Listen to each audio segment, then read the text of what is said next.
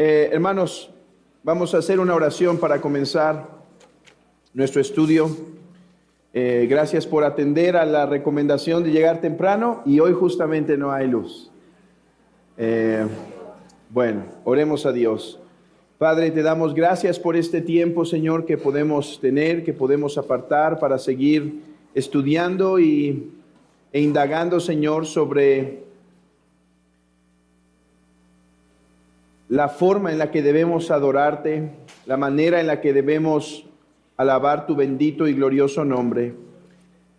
Señor, tráenos unidad, tráenos una unidad de mente sobre estas cosas, e incluso si llegara a haber, Señor, confusión y dudas, dame sabiduría para aclararlas y que tu iglesia pueda, Señor, caminar como un solo cuerpo, Señor, llevando las cargas los unos de los otros. En el nombre de Jesús pedimos tu bendición. Amén. Hermanos, esta es la lección 7. Tengo que comentarles que habiendo revisado lo que me falta todavía por ver, es muy probable que podamos comenzar la próxima o en 15 días formalmente nuestra liturgia. Me faltan atender 3 cosas que no voy a exponer una por una porque no es el propósito. Yo no estoy dando un curso de la adoración, estoy simplemente explicando los nuevos, las cosas nuevas o las modificaciones que estamos haciendo en la liturgia y por qué, pero no es una exposición de toda la adoración, ¿sí? Me estoy enfocando solo en algunos aspectos. Esto quiere decir que me falta revisar. 1, reforzar por qué estamos cantando los salmos en la iglesia y por qué debemos esforzarnos más, incluso aunque no tenemos el más bello y hermoso salterio, por qué debemos esforzarnos y orar para que Dios levante hombres dotados para que puedan metrificar los salmos de una mejor manera, pero mientras usarlos, quiero dar un argumento de por qué tenemos sí o sí que cantar salmos. 2, quiero hablar, lo que me falta hablar es las ofrendas, cómo entender que parte de mi acto de adoración dominical es entregar mis ofrendas a Dios.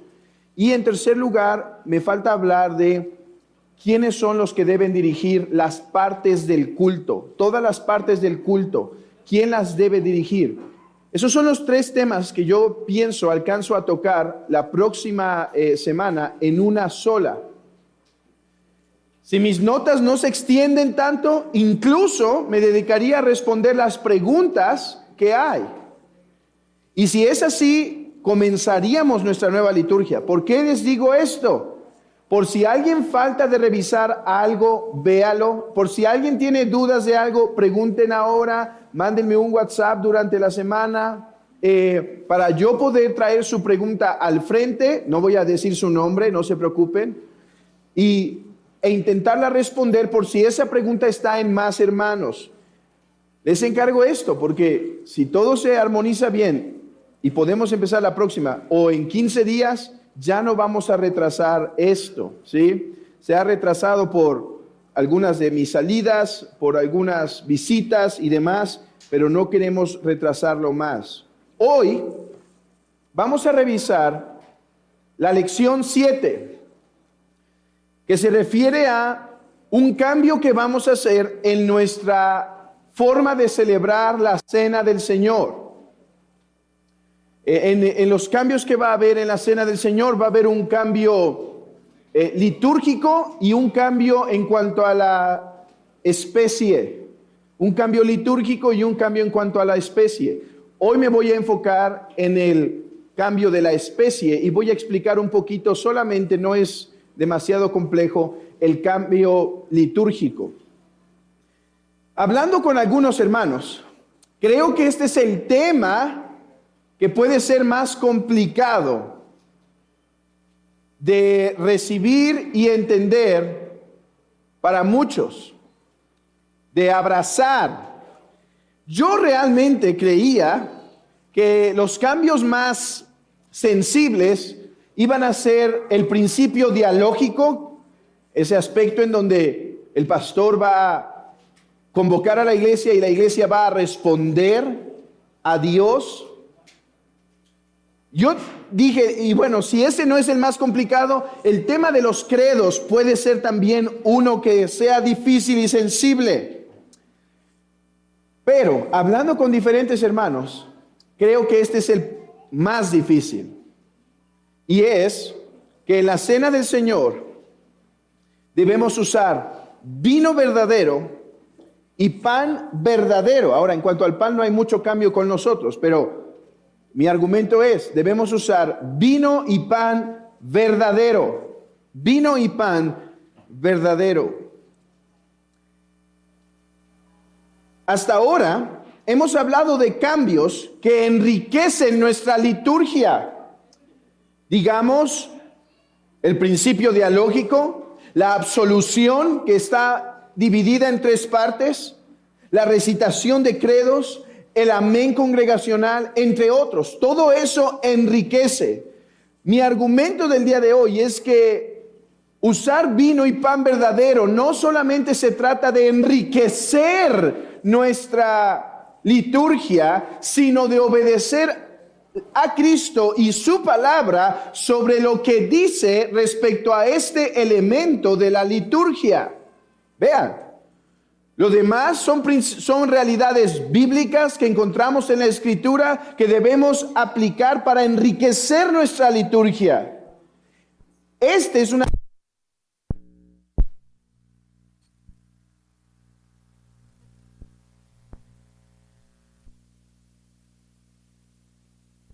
seguir obedeciendo al Señor en todas las cosas. Hermanos, como credobautistas,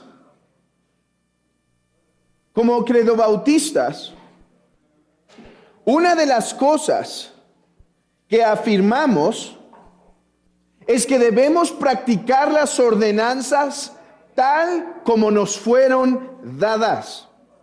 A ver, ¿por qué bautizamos a creyentes solamente y solamente por inmersión? ¿Por qué bautizamos a creyentes solamente y solamente por inmersión? Uno, porque no compramos el argumento de la teología del pacto que hacen algunos para justificar el bautismo de creyentes. Creemos que es una conclusión no consecuente, que no se sigue. Así que nuestra teología del pacto no nos lleva a eso. 2, los ejemplos que tenemos en la Biblia de bautizo son de creyentes.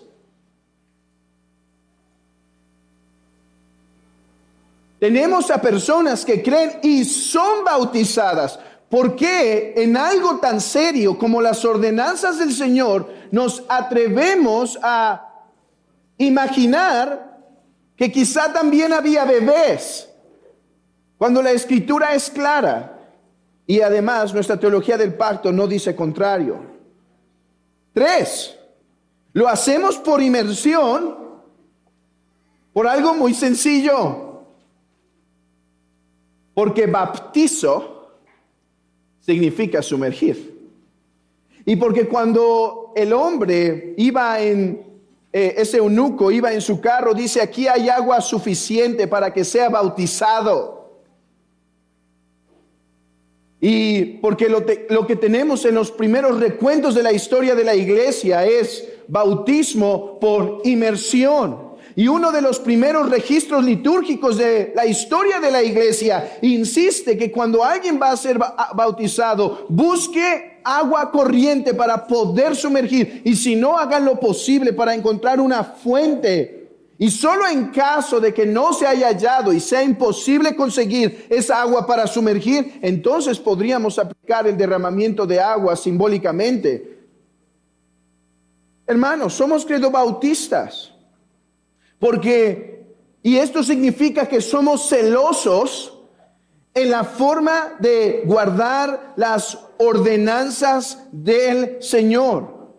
Creemos que Cristo es Señor de la iglesia y Él y solo Él tiene autoridad para demandar lo que debemos hacer y lo que no debemos hacer. Y más cuando hablamos de un mandamiento positivo, no le añadimos, sino que nos sujetamos a lo que éste dice. ¿A qué voy? Nosotros de los 10 mandamientos podemos deducir muchas cosas verdaderas porque llamamos eso ley natural. Pero un mandamiento positivo es algo que no conocemos por la contemplación de la ley natural, sino que algo que Dios que tiene que decir. Y a eso que dijo es a lo que nos sometemos en cuanto a esos mandamientos. No tenemos derecho a cambiarlas a menos que queramos sentirnos Señor de la iglesia y sugerir algo diferente. Bueno, hermanos, la cena del Señor no es una ordenanza menor, sino la otra ordenanza. El bautismo y la cena son las únicas ordenanzas. Y se celebró de cierta manera, con ciertos elementos, por primera vez, y Pablo ratifica esos elementos por segunda vez en su epístola, y la iglesia temprana practicó con esos elementos inmediatamente. Así que, ¿por qué no debemos ser igualmente celosos? Aprendemos que la cena del Señor debe ser administrada y solamente administrada por los pastores. 2, aprendemos que debe ser administrada a creyentes verdaderos. Esto es algo que yo no comprendo de mis hermanos paidobautistas. Muchos de ellos, los presbiterianos, no dan la Santa Cena a los niños.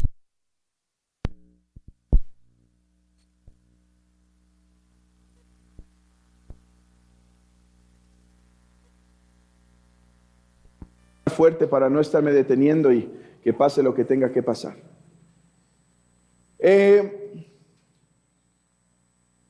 ¿Por qué no dar la Santa Cena a los que ya fueron bautizados?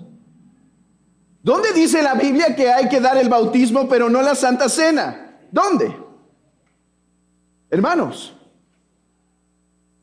aprendemos que nosotros lo damos a todo aquel que ha sido bautizado y confiesa su fe en Cristo y es parte de una comunidad en donde reconoce su testimonio. Además, debe ser celebrada en cada día del Señor y debe ser celebrada en el día del Señor. Cada día del Señor y en el día del Señor. Ahora, hasta ahorita todo eso ya lo practicamos, todo eso. Algunas cosas se han practicado desde el principio, otras las hemos ido aprendiendo y corrigiendo en el camino, pero hay algo más que al meditar en la palabra y meditar en la tradición de la iglesia, podemos ver que se requiere algo más en nuestra celebración de la Santa Cena. Se requiere una corrección más. ¿Cuál? Que dejemos de usar jugo para usar el verdadero fruto de la vid que usó nuestro Señor Jesús, que usaron los apóstoles y que la iglesia temprana usó. Esto es vino. Pero antes de hablar del vino, déjenme hablar sobre el pan. Y quiero aclarar algo para lo que viene del pan y lo que viene del vino. He usado un material que preparó nuestro hermano Eduardo Flores, el pastor de la Iglesia de los Lagos de Costa Rica. Él preparó este material años atrás, cuando también en su iglesia cambiaron de jugo a vino. Y de hecho ellos también cambiaron de pan sin leudar a pan leudado, y ahorita voy a hablar de eso. Y él preparó un material excelente, creo que son como 25 páginas, un buen trabajo histórico, un buen trabajo exegético, y yo le pedí que me lo proporcionara, y gran parte de esto me ha servido para preparar este estudio.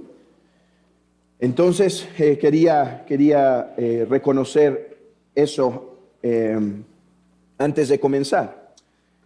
Abramos nuestras Biblias en dos textos. Primero, Mateo 26, 26. Mateo 26, 26.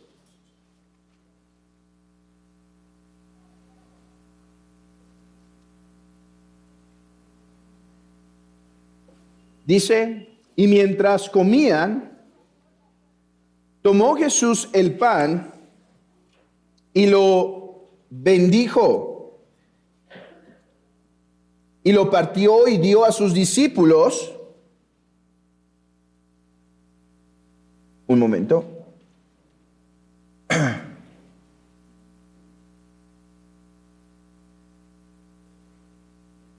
Y lo partió y dio a sus discípulos y dijo, tomad, comed, esto es mi cuerpo. Y tomando la copa y habiendo dado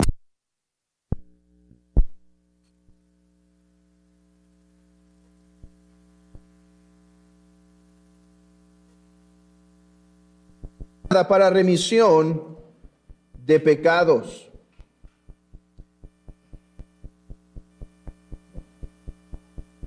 Dos elementos se requieren aquí. Dos elementos son los que se requieren. En primer lugar, pan y por otro lado, copa. Ahora, ¿qué hay en la copa? Vayamos a ver qué hay en la copa. Creo que es evidente. Todos sabemos qué hay. Hay vino real. Pero confirmemos esto a la luz de 1 Corintios 11. 1 Corintios 11.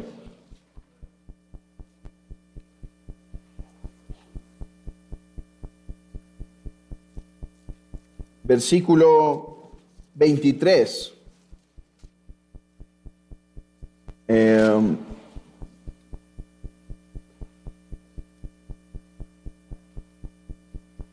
Desde el 18.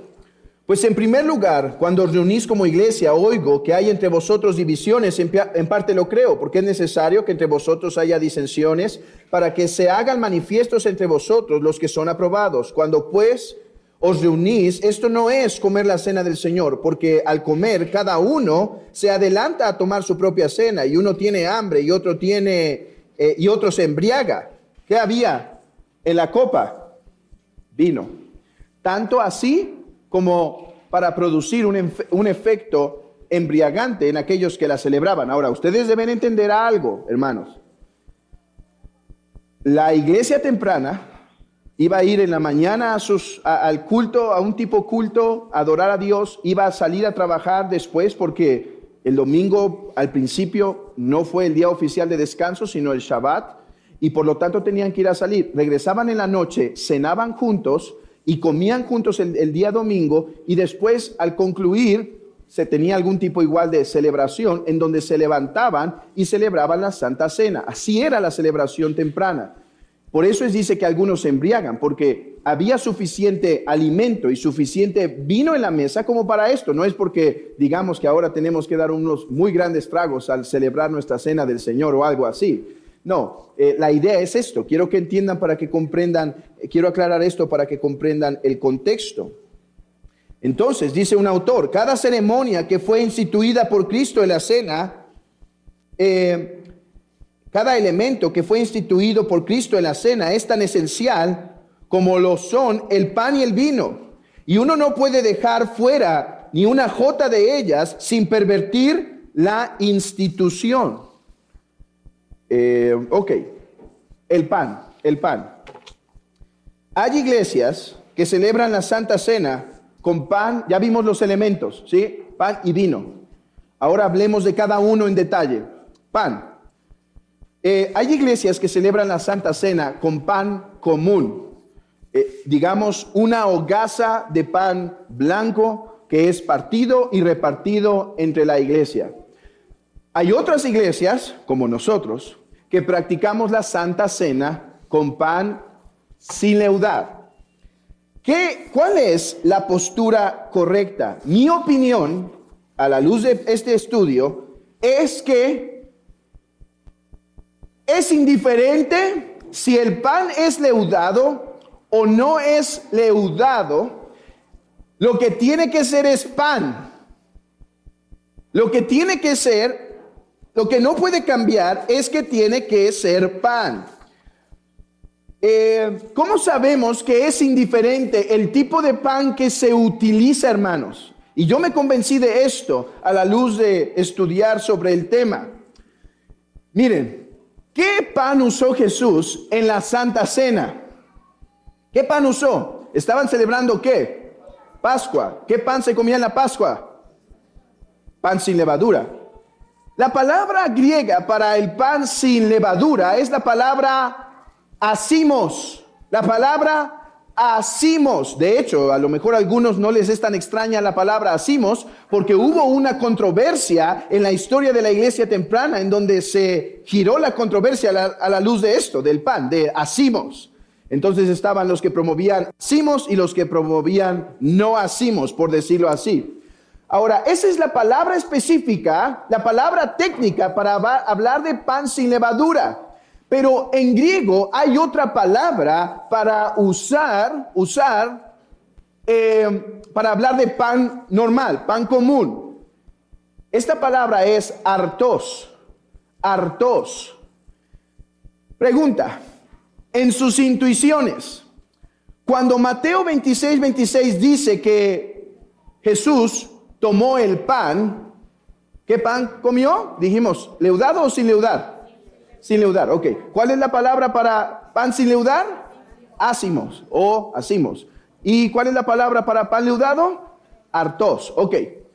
Dice el texto que Jesús, habiendo tomado el pan, ¿qué palabras habrán usado los evangelistas para describir la institución de la cena del Señor que celebró nuestro Señor? ¿Cuál? ¿Cuál de las dos?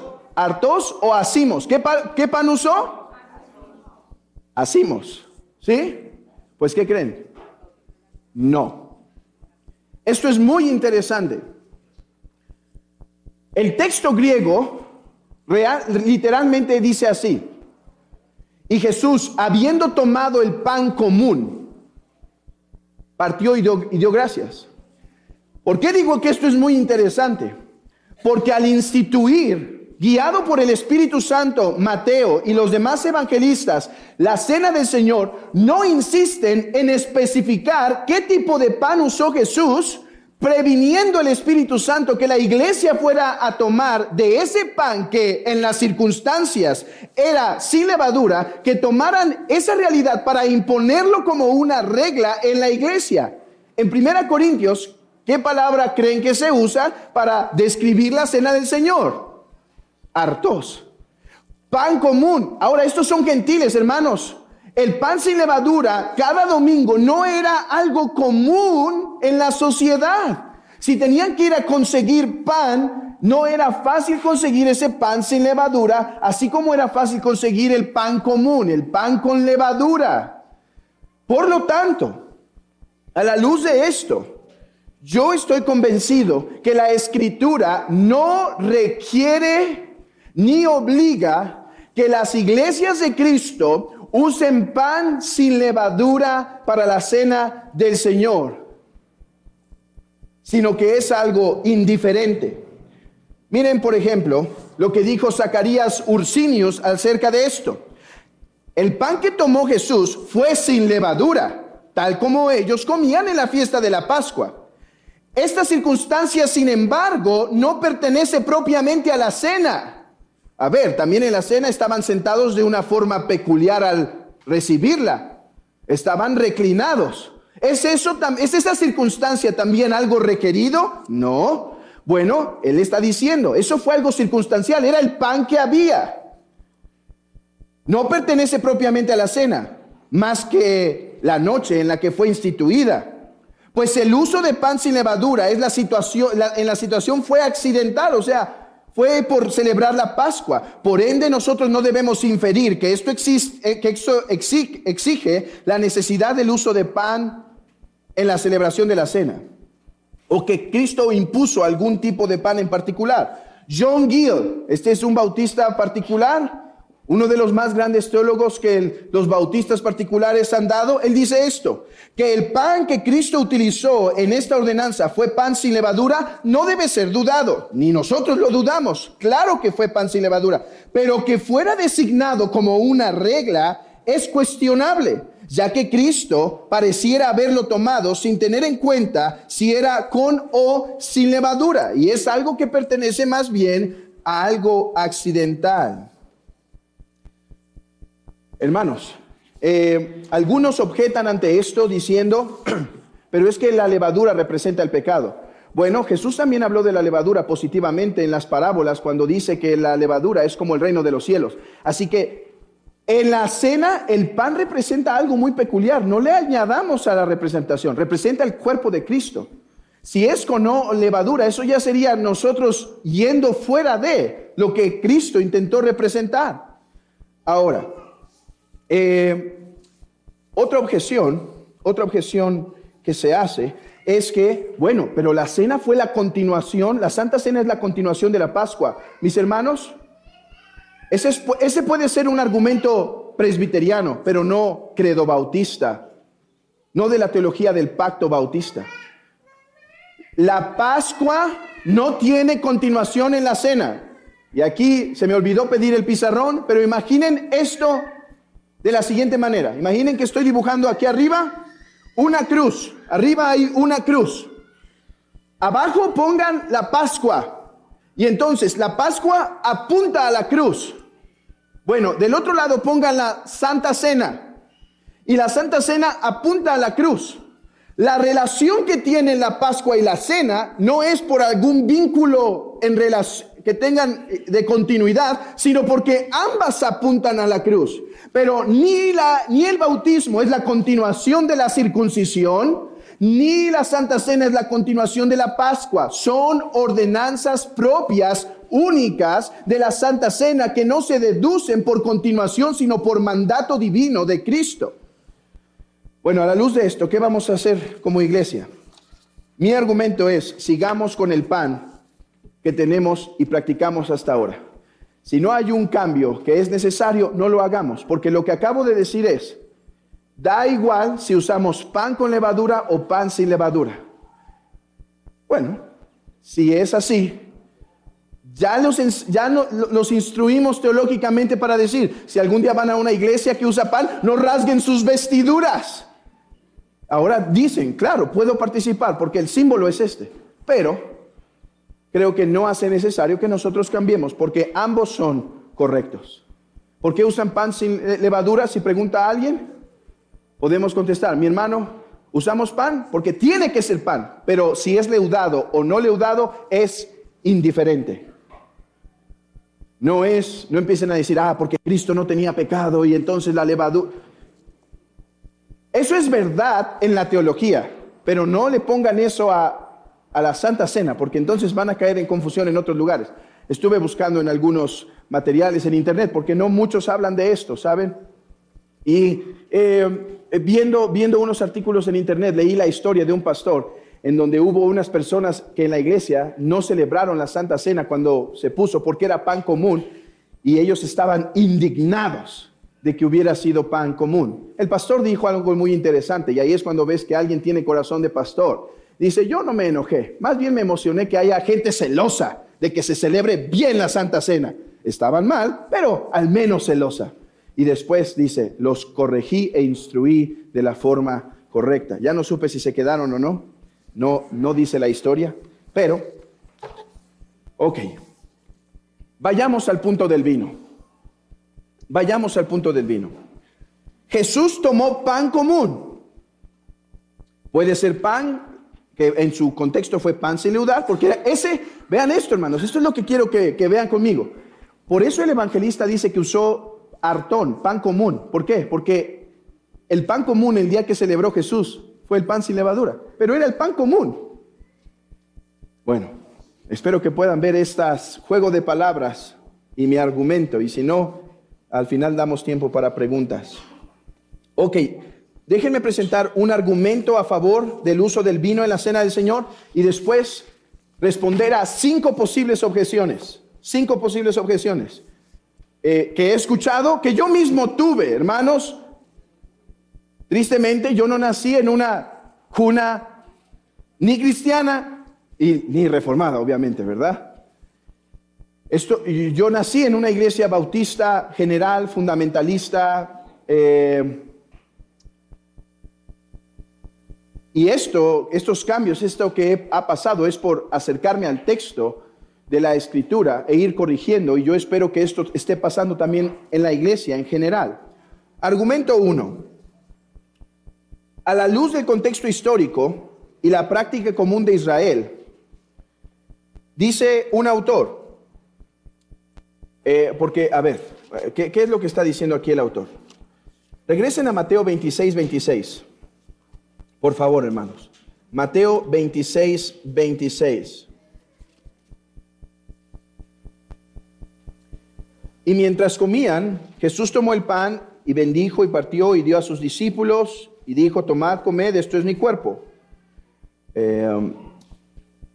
Y tomando la copa y habiendo dado gracias, les dijo, diciendo: bebed todos de ella. La cosa es esta. ¿Qué estaba tomando Jesús aquí? Vino. Y entonces el primer argumento de por qué celebrar la cena del Señor con vino real fue porque históricamente así fue como se celebró por nuestro Señor. Dice un autor, cuando el contexto histórico y gramatical es tomado en cuenta, simplemente no hay bases para concluir que Jesús instituyó la cena con otra cosa que no fuera el mismo vino que fue usado en la Pascua. Hermanos, aquí no hay mucho que debatir ni que argumentar. El punto es claro. Cuando dice que tomó de la copa, en la copa había vino porque en el contexto histórico así se celebraba la Pascua. 2. Porque Pablo entendió que la cena se celebraba con vino. Y ya leímos 1 Corintios 11, pero voy a volver a leerlo. 1 Corintios 11, 22.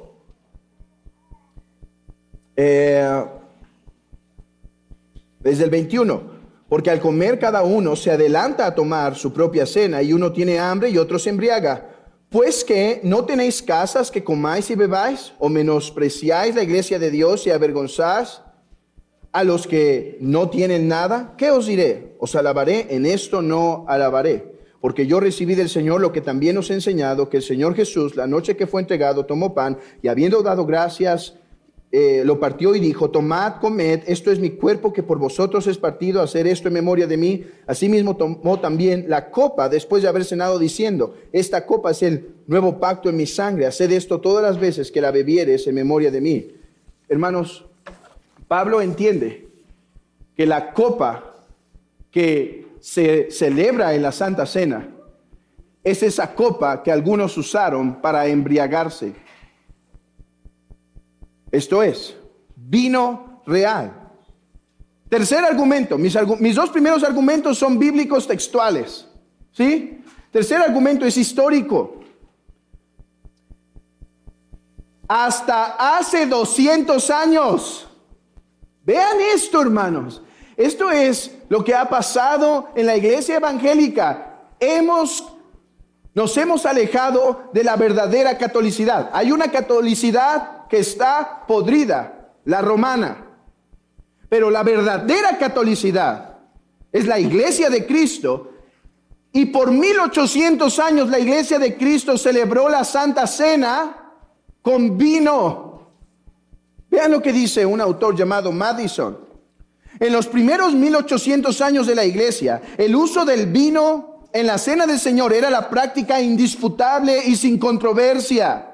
Era la práctica universal de católicos romanos, ortodoxos, griegos y protestantes. Permaneció como la práctica universal por tanto tiempo, solo porque el uso del vino en las descripciones de la cena del Señor en el Nuevo Testamento son claras.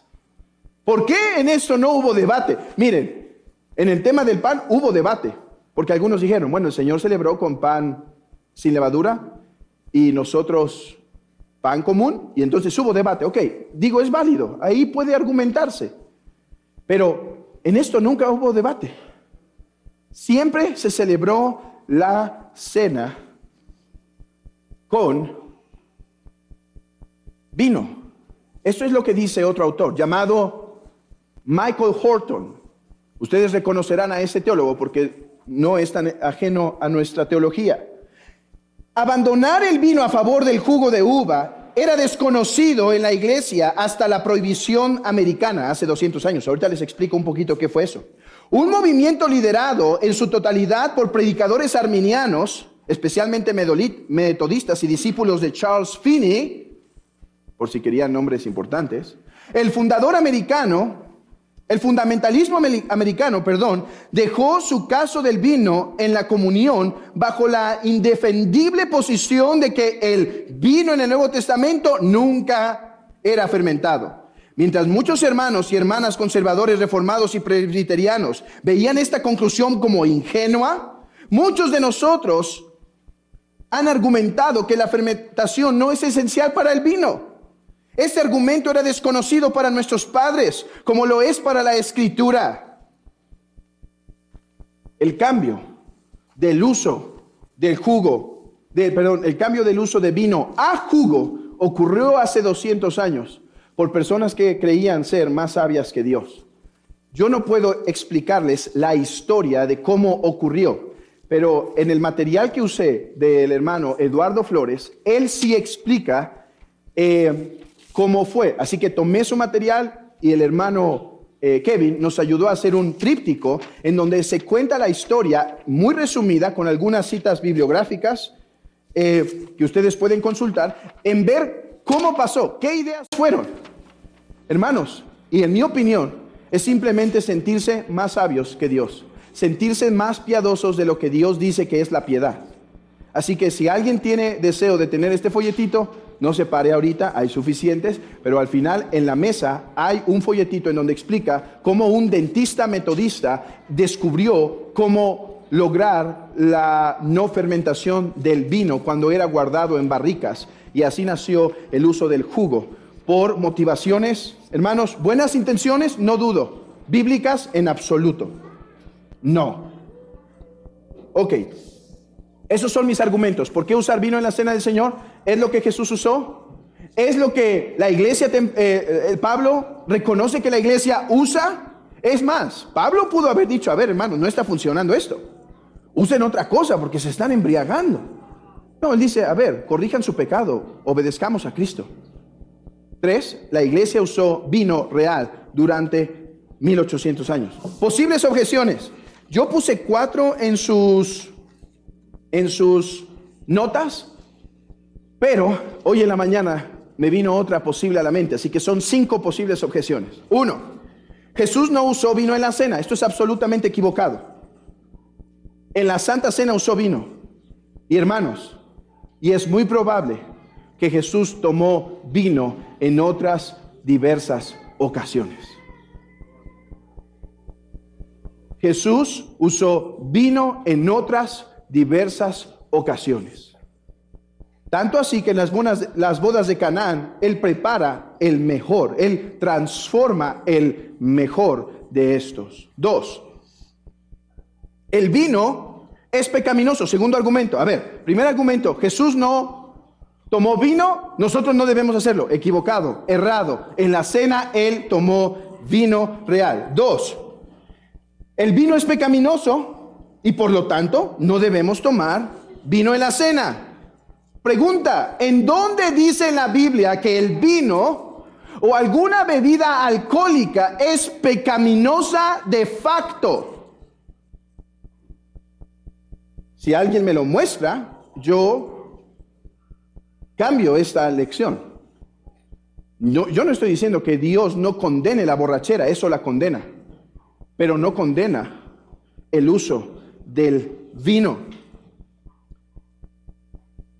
Así que Dios no prohíbe el vino, no es pecado. Por eso no fue pecado cuando Jesús lo tomó. 3, el vino lleva a la borrachera, así que no incentivemos la borrachera por medio del uso del vino. A ver. Alguien dice, y menos cuando en nuestro contexto latinoamericano la borrachera es tan prevalente. Bueno, para empezar, eso es un mito.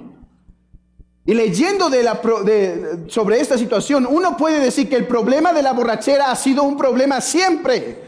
Como el problema en el matrimonio del adulterio ha sido un problema siempre. Como el problema de la desobediencia a los hijos ha sido un problema siempre. ¿Por qué tan frecuentemente el Señor está advirtiendo en la palabra en contra de la borrachera? Y nos muestra a un Noé borracho y a otros hombres que abusaron del vino. Pero también nos habla del correcto uso del vino, como aquel que alegra el corazón del hombre, que puede ser usado de una manera apropiada. Hermanos, vean que este no ha sido un problema ni de Latinoamérica en especial, ni de nuestro tiempo en especial. Hace 200 años, en Estados Unidos, por el problema de la borrachera, se les ocurrió la buena idea de cambiar el vino en jugo para no incentivar el problema de borrachera que era tan prevalente en su situación.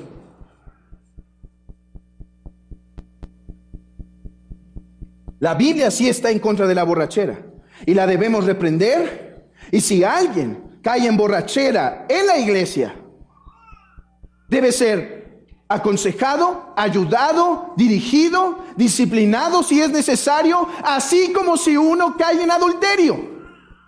Pero no porque el vino puede llevar a la borrachera a algunos, entonces seamos más sabios de Dios y prohibamos el vino.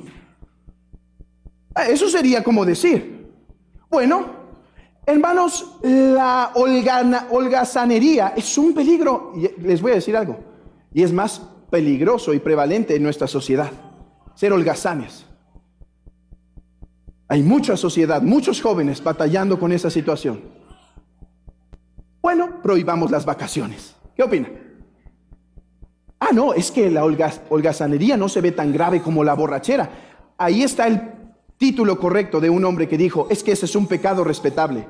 Ese no nos causa vergüenza. Ese no nos desagrada tanto. Hermanos, dejemos de preferenciar unos pecados por otros y simplemente hermosear nuestro cristianismo diciendo, es que yo soy cristiano, no fumo, no tomo, no manejo, no, sí manejo, ¿verdad? No fumo, no tomo, no bailo. Hermanos, eso no es el cristianismo. Para muchos ha sido fácil decir son cristianos por no fumo, no tomo, no bailo. Pero están huecos por dentro. Pero sus matrimonios están destrozados. Pero sus hijos han visto una hipocresía toda la vida. Eso no es cristianismo. Cristianismo es imitar a Cristo. Cristianismo es llorar por el pecado. Cristianismo es ser pacificadores. Cristianismo es entregarme por Cristo. Cristianismo es dar mis ofrendas para el reino de Cristo. Hermanos, eso es cristianismo. No lo empobrezcamos diciendo, no fumo, no tomo y no bailo. Es vergonzoso que así se defina el cristianismo en nuestros días. No. El cristianismo es imitatio Christi, la imitación de Cristo en lo íntimo, en la sociedad, en la iglesia. Personas peleadas unas con otras en la iglesia, pero su conciencia está bien porque no fumo, no bailo, no tomo. Es tiempo de madurar, mis queridos hermanos. Es tiempo de llamar pecado lo que la Biblia llama pecado y no llamar pecado lo que la Biblia no llama pecado, a menos que nos queramos sentir más sabios que Dios. Ahora, si cualquier miembro de la iglesia dice, está bien hermano, pero aún así, yo quiero vivir mi vida todavía más que eso, imitando a Cristo, pero nunca quiero probar el vino, ni el cigarro, ni bailar. Yo diría, está bien. No te estoy diciendo que te vamos a obligar a hacerlo. Ni siquiera me gusta bailar. No estoy diciendo eso, mi hermano. Lo que estoy diciendo es que debemos madurar en nuestra mente. Y si este era un argumento para no usar la Santa Cena con vino, limpiarnos de ello. Cuarto, perdón que me he alargado, pero era necesario concluir este estudio. Cuarto, el uso del vino puede incentivar el alcoholismo. Bueno, las relaciones íntimas en el matrimonio pueden incentivar la lujuria. No las practiques. Las vacaciones incentivan la holgazanería. No descanses. La comida incentiva la glotonería, otro problema en nuestra sociedad real. ¿Y por qué no nos preocupamos tanto de eso? No añadamos a la ley de Dios. Quinto, pero vamos a hacer tropezar al hermano débil. A ver, debemos ser sensibles con nuestro hermano débil. Pero aquí lo único que estoy argumentando es que antes de ser sensible a nuestro hermano débil, debemos ser obedientes a Cristo. Y si la cena del Señor se debe celebrar con vino real y pan común, obedezcamos a Cristo. Ayudemos a nuestro hermano débil a madurar. Ahora, yo sí estoy en contra de muchos pastores reformados que están publicando en sus redes sociales con un gran tabaco y se ponen ahí una foto y dice aquí con un buen vino y un libro de teología. Eso tropieza a la gente. Yo sí estoy en contra de eso. Es poco sabio, lastima. ¿Tienes esa libertad, mi amigo? Hazlo en tu casa. Pero no lastimes a la iglesia de Cristo. Yo no estoy hablando de eso, hermanos. Estoy hablando de celebrar la cena como Cristo ordenó. Pan y vino en la mesa del Señor. Estoy dispuesto a ser sensible a cualquier hermano que diga, hermano, yo tengo ciertas circunstancias, quisiera ver si podemos platicar, no estoy seguro, o tengo ciertas situaciones, ciertos padecimientos, yo prefiero que yo siga recibiendo el jugo o el vino diluido con un poco de agua. Les voy a decir algo, hermanos. Yo quiero obedecer a Cristo y me es claro en la Escritura que es pan y vino y es lo que vamos a usar. Pero estoy dispuesto a ser sensible a tu corazón y a tu conciencia y sentarme y dialogar más al respecto. Y nunca quiero obligar a alguien que haga algo que no está convencido. Quiero sentarme y trabajar en su conciencia para que esté convencido, porque no es mi propósito tropezar a nadie con esto.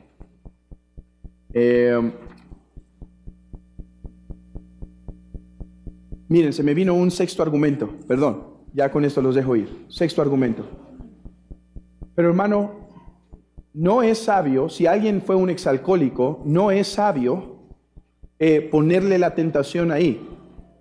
Mi hermano, tu hermano exalcohólico no es un cabrito encerrado, es una oveja transformada. No es que ahora lo tienes que cuidar como un inconverso, porque si se lo pone, corre y lo agarra. Él no es un cabrito. Tu hermano exalcohólico es una oveja nueva, una nueva criatura, así como tu hermano exadúltero es una oveja nueva, así como tu hermano experezoso es una oveja nueva. Yo todavía daría el consejo. Claro, ¿tuviste tentaciones muy fuertes para con el pecado, digamos, de la pornografía en el pasado? Claro. Si puedes, no uses computadora. Sé serio en evitar el pecado. Huye. Pero mis hermanos, no por eso le diría, y abandona a tu esposa para que jamás vuelvas a tener malos pensamientos. No.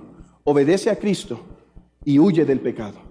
Hermanos, yo claro que le diría a ese hermano, No juegues con eso. Sí, si te sientes débil y crees que tú puedes caer, claro, no tengas esa libertad en tu casa por seguridad tuya. Pero venir y recibir la Santa Cena es algo muy diferente. Ok, aquí quiero acabar. Recordarles que está este folletito atrás y dar tiempo por si hay alguna pregunta que alguien tenga que quiera que respondamos. Y si no, me la pueden mandar en privado o hablar conmigo en privado sobre esto.